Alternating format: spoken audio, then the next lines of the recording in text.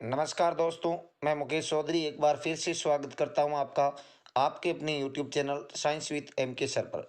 तो दोस्तों, last class में हमने जंतु जगत से संबंधित महत्वपूर्ण प्रश्नों की चर्चा करी थी। अगर आप उनको देखना चाहते हो तो इस डिस्क्रिप्शन में उसका लिंक दिया होगा, वहां से जाकर आप देख सकते हो। तो दोस्तों, आज हम विद्युत धारा से संबंधित महत्वपूर्ण प्रश्नों पर चर्चा करेंगे और ये आपके सभी एग्जाम की दृष्टि से महत्वपूर्ण है। खासकर ये railway D group, NTPC, REET और पटवार के लिए महत्वपूर्ण साबित होगा। और दोस्तों, वीडियो अच्छा लगे तो आप लाइक और शेयर कीजिएगा, और जो भी इस चैनल पर नए हैं वो चैनल को सब्सक्राइब करके बेल आइकन को दबा लें ताकि अगली वीडियो का नोटिफिकेशन आप तक सबसे पहले पहुंच सके। और दोस्तों, अगर आप इसकी पीडीएफ प्राप्त करना चाहते हो तो हमारे टेलीग्राम ग्रुप को ज्वाइन कर सकते हो, और टेलीग्राम ग्रुप का लिंक आपको डिस्क्रिप्शन में मिलेगा। तो दोस्तों, आज हम विद्युत धारा से संबंधित महत्वपूर्ण प्रश्नों पर चर्चा करेंगे, और ये प्रश्न आपके बहुत ही महत्वपूर्ण साबित होने वाले हैं और ये एग्जाम में आने लायक प्रश्न है। तो दोस्तों, आप प्रश्नों के आंसर देते रहिएगा और लास्ट में कमेंट करके जरूर बताइएगा कि कितने प्रश्न आपके सही हुए। तो चलिए दोस्तों, हम पहले प्रश्न की तरफ बढ़ते हैं। ये रहा पहला प्रश्न आपके सामने। जब कांच की छड़ को रेशम से रगड़ा जाता है तो छड़, पहला ऑप्शन, ऋणावेशित हो जाती है, दूसरा धनावेशित हो जाती है, तीसरा उदासीन रहती है, और चौथा पहले ऋणावेशित होती है फिर धनावेशित। तो जवाब दीजिएगा दोस्तों। यहाँ पर आपका सही जवाब होगा धनावेशित हो जाती है। जब कांच की छड़ को हम रेशम से रगड़ते हैं तो छड़ जो होती है वो धनावेशित हो जाती है। चलिए अगला प्रश्न देखिएगा। ये रहा अगला प्रश्न आपके सामने। किसी आवेशित चालक का संपूर्ण आवेश उसके, पहला ऑप्शन, आंतरिक पृष्ठ पर रहता है, दूसरा बाहरी पृष्ठ पर, तीसरा कुछ आंतरिक व कुछ बाहरी पृष्ठ पर रहता है, और चौथा सभी सत्य है। तो आवेशित चालक का संपूर्ण आवेश उसके किस भाग पर रहता है? जवाब दीजिएगा। यहाँ पर आपका सही जवाब होगा बाहरी पृष्ठ पर। कहाँ पर रहता है दोस्तों? बाहरी पृष्ठ पर। चलिए अगला प्रश्न देखिएगा। दो विद्युत आवेशों के मध्य या बीच लगने वाले बल से संबंधित है। पहला ऑप्शन, एम्पियर का नियम, दूसरा कूलाम का नियम, तीसरा फैराडे का नियम, और चौथा ओम का नियम। तो दोस्तों जवाब दीजिएगा। यहाँ पर आपका सही जवाब होगा कूलाम का नियम। कूलाम का नियम दो विद्युत आवेशों के बीच लगता है। कूलाम के अनुसार लगने वाला जो बल होता है ये दोनों आवेशों के गुणनफल के समानुपाती होता है। यहाँ पर आवेश Q1 और Q2 लेते हैं, तो इन पर लगने वाला जो बल होता है वह इन दोनों के गुणनफल के समानुपाती, और लगने वाला बल इन दोनों आवेशों के बीच की दूरी के वर्ग के व्युत्क्रमानुपाती होता है। तो आप इन दोनों समीकरणों से लिख सकते हो F समानुपाती Q1 Q2 बटे R स्क्वायर। तो ये आपके कूलाम का नियम है। तो कूलाम का नियम दो विद्युत आवेशों के बीच काम करता है। चलिए अगला प्रश्न देखिएगा। दो विद्युत आवेशों के मध्य की दूरी को आधा कर दिया जाए तो उनके मध्य विद्युत बल का मान हो जाएगा। पहला ऑप्शन आधा, दूसरा दूना, तीसरा चौगुना, और चौथा एक चौथाई। तो जवाब दीजिएगा दोस्तों। यहाँ पर आपका सही जवाब होगा 4 गुना। कितने गुना हो जाएगा? 4 गुना। दो विद्युत आवेशों के हमारा सूत्र था F समानुपाती Q1 Q2 बटे R स्क्वायर। तो ये कह रहा है कि मध्य दूरी को आधा कर दिया जाए, मतलब इस R को R/2 कर दिया जाए तो विद्युत बल का मान क्या होगा? तो दोस्तों R/2 लिखिएगा। F समानुपाती Q1 Q2 बटे R की जगह लिखेंगे R/2 का स्क्वायर। तो यहाँ हो जाएगा नीचे R स्क्वायर और 4 ऊपर चला जाएगा तो 4 Q1 Q2 हो जाएगा और बटे में R स्क्वायर। तो यहाँ पर लगने वाला बल जो होता है वो 4 गुना हो जाता है। कितने गुना? 4 गुना। चलिए अगला प्रश्न देखिएगा। समान आवेशों में होता है, पहला ऑप्शन आकर्षण, दूसरा आसंजन, तीसरा विकर्षण, और चौथा सहसंजन। तो जवाब दीजिएगा दोस्तों। यहाँ पर आपका सही जवाब होगा विकर्षण। विकर्षण को आप प्रतिकर्षण भी कह सकते हो। तो दो समान आवेशों के बीच में क्या होता है? आपका प्रतिकर्षण होता है। चलिए अगला प्रश्न देखिएगा।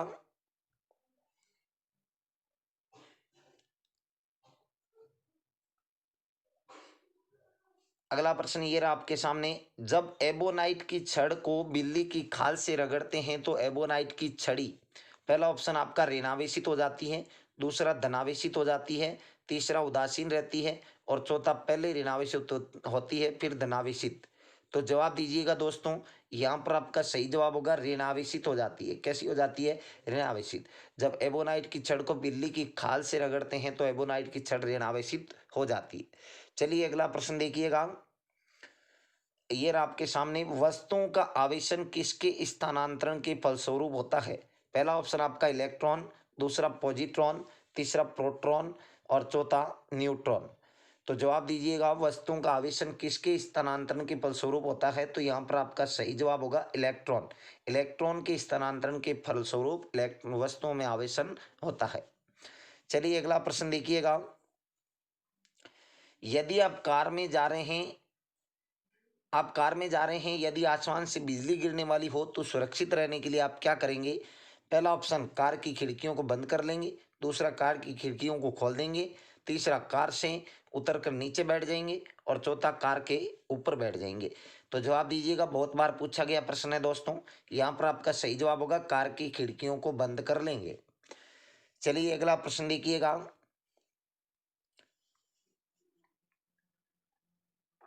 दो स्थिर आवेशों के बीच लगने वाले बल उनकी मात्राओं के गुणनफल के अनुक्रमानुपाती तथा उनके बीच की दूरी के व्युत्क्रमानुपाती होता है। ये नियम किसका है? पहला ऑप्शन ओम का नियम, दूसरा किरचॉफ का नियम, तीसरा कुलाम का नियम और चौथा फैराडे का नियम। तो दोस्तों अभी अभी थोड़ी देर पहले ही बताया था आपको मैंने। तो जवाब दीजिएगा, यहाँ पर आपका सही जवाब होगा कुलाम का नियम। कुलाम का नियम, लगने वाला जो बल होता है ये दोनों आवेशों के गुणनफल के समानुपाती और लगने वाला बल बीच की दूरी के वर्ग के व्युत्क्रमानुपाती होता है। चलिए अगला प्रश्न देखिएगा। किसी विद्युत परिपथ में इकाई धनावेश को एक बिंदु से दूसरे बिंदु तक ले जाने में किया गया कार्य मापा जाता है। उन बिंदुओं के बीच के क्या होता है? तो जवाब दीजिएगा, पहला ऑप्शन आपका प्रतिरोध को, दूसरा विभवांतर को, तीसरा धारा को और चौथा विद्युत धारा की प्रबलता को। तो जवाब दीजिएगा, यहाँ पर आपका सही जवाब होगा दोस्तों विभवांतर को। किसको? विभवांतर को। जब इकाई धनावेश को हम एक बिंदु से दूसरे बिंदु तक ले जाते हैं तो उसमें किया गया कार्य जो होता है उन दोनों बिंदुओं के बीच विभवांतर को मापता है। चलिए अगला प्रश्न देखिएगा। धातुएं विद्युत की सुचालक होती है क्योंकि पहला ऑप्शन, उनमें मुक्त इलेक्ट्रॉन होते हैं। दूसरा, उनमें हल्के परमाणु होते हैं। तीसरा, उनमें उच्च गलनांक उच्च होता है। और चौथा, उपरोक्त सभी। तो धातु विद्युत की सुचालक होती है क्योंकि, जवाब दीजिएगा, क्योंकि उनमें मुक्त इलेक्ट्रॉन पाए जाते हैं। क्या पाए जाते हैं दोस्तों? मुक्त इलेक्ट्रॉन। चलिए अगला प्रश्न देखिएगा। ये रहा अगला प्रश्न आपके सामने। बहुत ही अच्छा प्रश्न, बहुत बार पूछा गया है। निम्न में से कौन सर्वोत्तम विद्युत चालक है? पहला ऑप्शन आपका तांबा, दूसरा लोहा, तीसरा एल्यूमिनियम और चौथा चांदी। तो सर्वोत्तम विद्युत का चालक कौन सा होता है आपका? जवाब दीजिएगा, यहाँ पर आपका सही जवाब होगा चांदी। सिल्वर जिसको कहते हैं, आप इसको सिल्वर कह सकते हो और इसका लैटिन नाम होता है अर्जेंटम। इसको AG से अपन दर्शाते हैं। तो ये विद्युत का सर्वोत्तम चालक होता है। चलिए अगला प्रश्न देखिएगा। अति चालक का लक्षण है। पहला ऑप्शन आपका उच्च पारगम्यता, दूसरा निम्न पारगम्यता, तीसरा शून्य पारगम्यता और चौथा अनंत पारगम्यता। तो अति चालक का क्या लक्षण है? जवाब दीजिएगा, यहाँ पर आपका सही जवाब होगा उच्च पारगम्यता। जिसकी पारगम्यता उच्च होती है वो अति चालकता दर्शाता है। चलिए अगला प्रश्न देखिएगा। निम्न में से कौन अर्धचालक नहीं है? बहुत ही अच्छा प्रश्न है। पहला ऑप्शन आपका जर्मेनियम, दूसरा सिलिकॉन, तीसरा सेलेनियम और चौथा आर्सेनिक। तो दोस्तों जवाब दीजिएगा, यहाँ पर आपका सही जवाब होगा आर्सेनिक। आर्सेनिक जो है ये अर्धचालक नहीं है, बाकी आपके सभी अर्धचालक है। चलिए अगला प्रश्न देखिएगा। ऐसे पदार्थ जिनमें सामान्य अवस्था में मुक्त इलेक्ट्रॉन नहीं होते लेकिन विशेष परिस्थितियों जैसे उच्च ताप या अशुद्धि मिलाने पर मुक्त इलेक्ट्रॉन प्राप्त किए जा सकते हैं, क्या कहलाते हैं? पहला ऑप्शन आपका सुचालक पदार्थ, दूसरा कुचालक पदार्थ, तीसरा अचालक पदार्थ और चौथा अर्धचालक पदार्थ। तो जवाब दीजिएगा दोस्तों, यहाँ पर आपका जो सही जवाब होगा वो होगा अर्धचालक पदार्थ। क्या कहलाते हैं? अर्धचालक पदार्थ। इनमें मुक्त इलेक्ट्रॉन नहीं होते लेकिन विशेष परिस्थितियों में इनसे मुक्त इलेक्ट्रॉन प्राप्त कर सकते हैं, वो होते हैं अर्धचालक पदार्थ। चलिए अगला प्रश्न देखिएगा। ताप बढ़ाने पर चालक पदार्थों का विद्युत प्रतिरोध एवं वैद्युत चालकता पर क्या प्रभाव पड़ता है? पहला ऑप्शन आपका वैद्युत प्रतिरोध बढ़ता है जबकि वैद्युत चालकता घटती है। दूसरा वैद्युत प्रतिरोध घटता है जबकि वैद्युत चालकता बढ़ती है। तीसरा वैद्युत प्रतिरोध एवं वैद्युत चालकता दोनों घटता है। और चौथा वैद्युत प्रतिरोध और वैद्युत चालकता दोनों बढ़ता है। तो जवाब दीजिएगा दोस्तों। यहाँ पर आपका सही जवाब होगा वैद्युत प्रतिरोध बढ़ता है जबकि वैद्युत चालकता घटती है।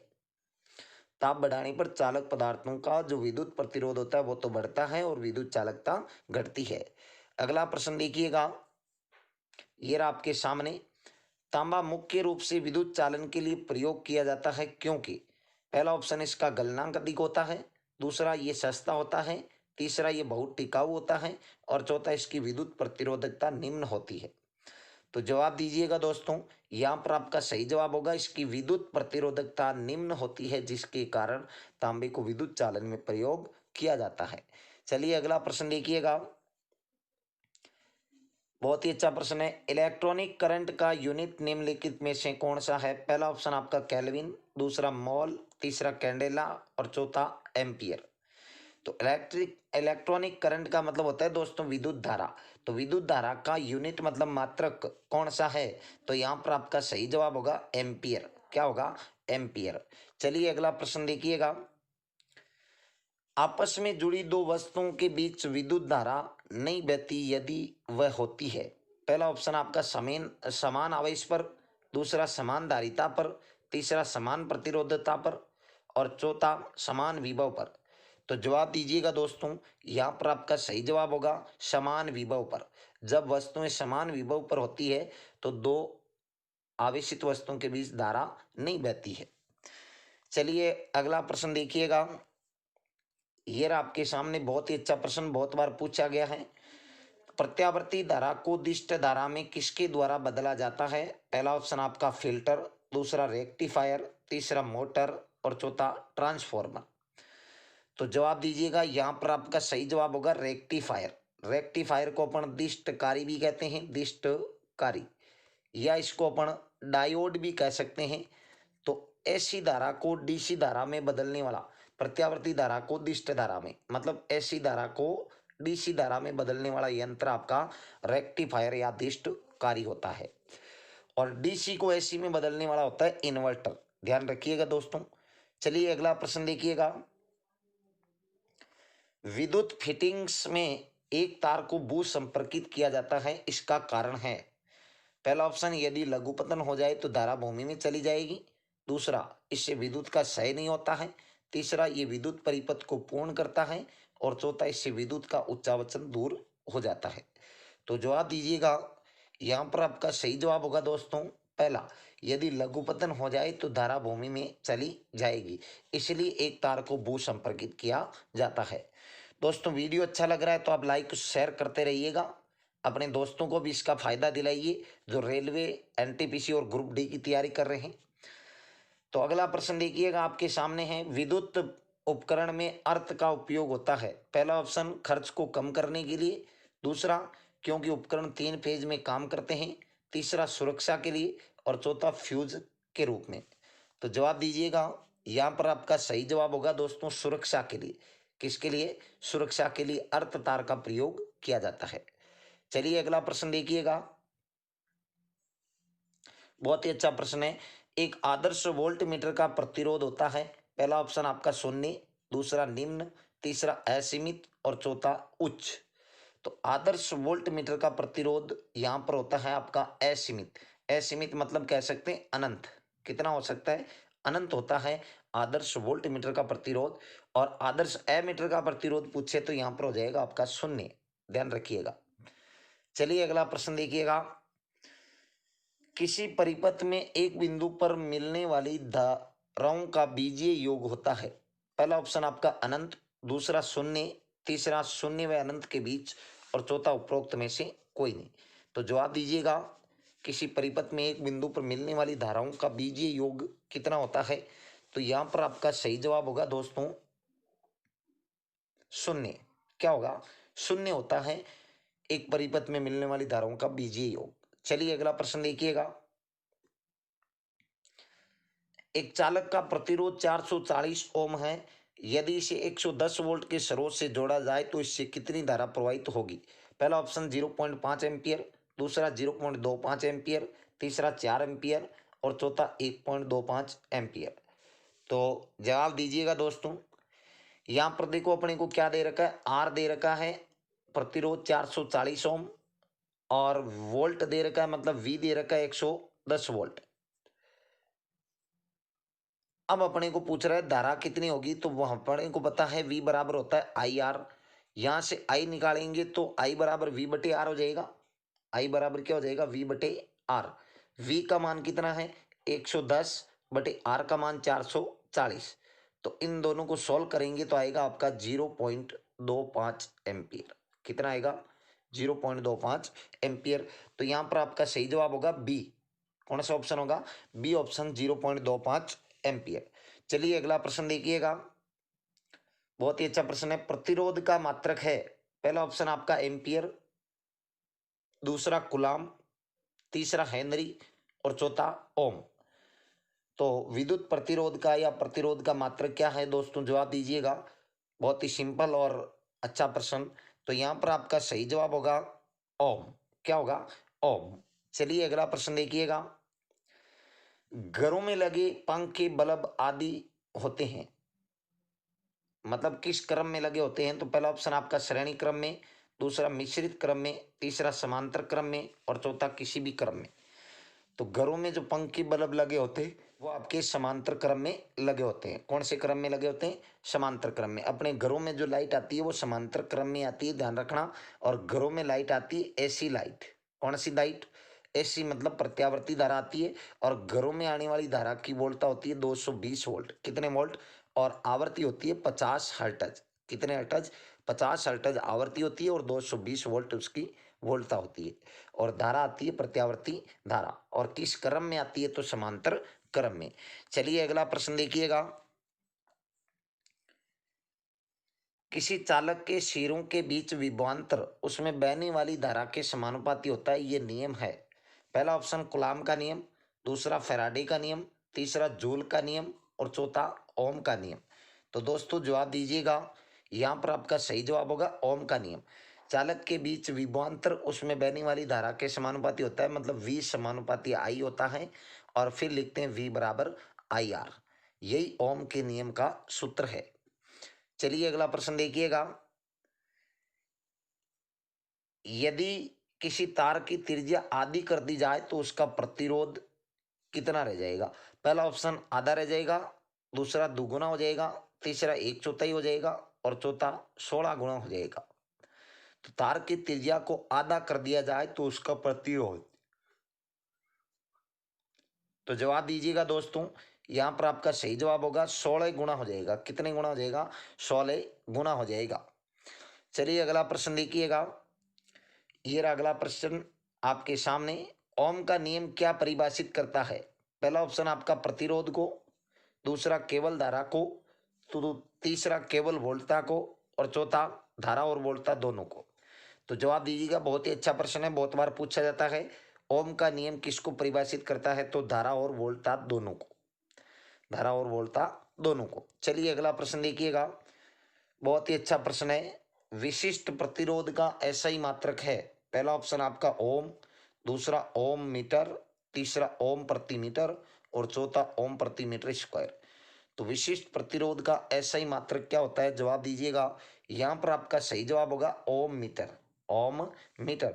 दोस्तों विशिष्ट प्रतिरोध क्या होता है, प्रतिरोध की क्षमता को अपन विशिष्ट प्रतिरोध कहते हैं, या फिर कह सकते हैं एकांक लंबाई और एकांक अनुप्रस्थ काट क्षेत्रफल वाले तार का प्रतिरोध जो होता है उसी को अपन विशिष्ट प्रतिरोध कहते हैं। इसको रो से दर्शाते हैं, रो बराबर होता है आर ए बटा एल। ये विशिष्ट प्रतिरोध का सूत्र है और इससे हम मात्रक निकालते हैं। इसी से मात्रक आता है अपना।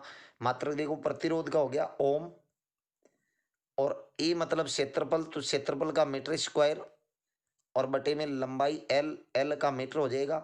एक मीटर से एक मीटर कट गया तो बच गया ओम इंटू मीटर या ओम मीटर। चलिए अगला प्रश्न देखिएगा, यदि एक तार की लंबाई एल मीटर है, तार को खींचकर उसकी लंबाई 12 मीटर कर दी जाए तो अब तार का प्रतिरोध क्या हो जाएगा? पहला ऑप्शन पहले का 2 गुना, दूसरा पहले का 4 गुना, तीसरा पहले का 1/4 और चौथा अपरिवर्तित रहेगा। तो देखो दोस्तों, हमने देखा था रो बराबर होता है आर ए बटा एल, आर ए बटा एल। यहाँ से आर का मान निकालेंगे, आर का निकालेंगे तो एल इसके गुणा में आ जाएगा, रो एल और ए आ जाएगा भाग में। अब देखो, प्रतिरोध और लंबाई आपके एक दूसरे के समानुपाती है, प्रतिरोध और लंबाई एक दूसरे के समानुपाती है। जितनी लंबाई बढ़ाएंगे प्रतिरोध उतना ही बढ़ेगा। तो यहाँ पर तार की लंबाई एल है, उसको कर दिया 2L, तो यहाँ पर प्रतिरोध भी 2 गुना हो जाएगा। 2 गुनी करिए लंबाई को, तो प्रतिरोध भी क्या हो जाएगा, 2 गुना हो जाएगा। तो यहाँ पर आपका सही जवाब होगा पहले का 2 गुना। चलिए अगला प्रश्न देखिएगा। एक सामान्य शुष्क सेल में विद्युत अपघट्य होता है। पहला ऑप्शन आपका जिंक, दूसरा गंधक का अम्ल, तीसरा अमोनियम क्लोराइड और चौथा मैग्नीज डाई ऑक्साइड। तो जवाब दीजिएगा। यहाँ पर आपका सही जवाब होगा अमोनियम क्लोराइड, NH4Cl। यह आपके विद्युत अपघट्य के रूप में काम में लिया जाता है शुष्क सेल के अंदर। चलिए अगला प्रश्न देखिएगा। सूची 1 को सूची 2 से सुमेल करना है। सूचियों को नीचे दिए गए कूट के सही उत्तर का चयन कीजिए। सूची 1 में आपको दे रखा पहला ऋण इलेक्ट्रोड, दूसरा धन इलेक्ट्रोड, तीसरा इलेक्ट्रोलाइट और चौथा विध्रुवक सूची, विध्रुवक।